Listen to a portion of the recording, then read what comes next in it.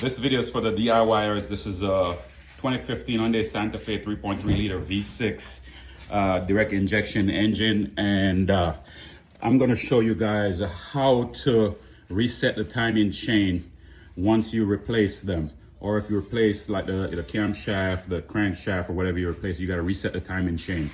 So as you guys know, there are two timing chain, one for bank 2, one for bank 1, and of course you got to put bank 1 on first, because bank 1 goes behind the oil pump, and then the oil pump chain goes on, and then bank 1.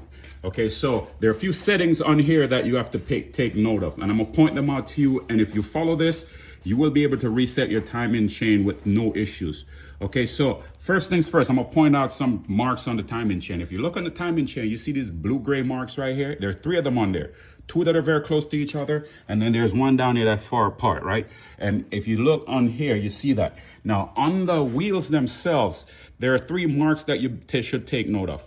If you look where the blue spot is on the timing chain, right underneath that, there's a little orange dot, right? And there's 1 right here on that side.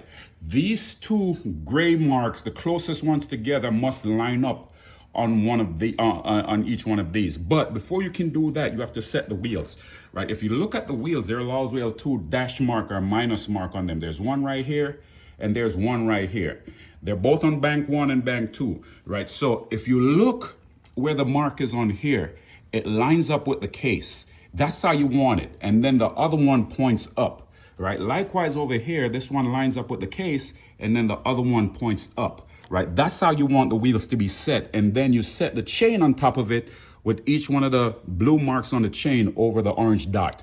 And then you come down here to the crankshaft, right, where these wheels are.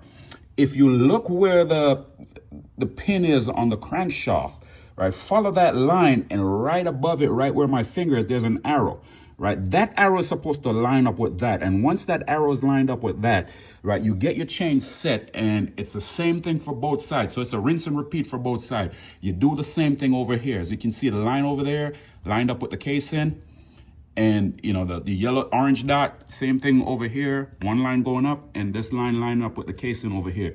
Once you set that in, right, these right here are your tensioners. Now your tensioners generally comes, if you replace them new, right, they come with a pin that lines this up right here, and once you release the pin, the tension will go on that, and that's how you get your tension on your chain. I hope that helps you guys, man. So if you got more, post this video on YouTube, and hopefully it helps somebody out there that's looking for a video that explains this.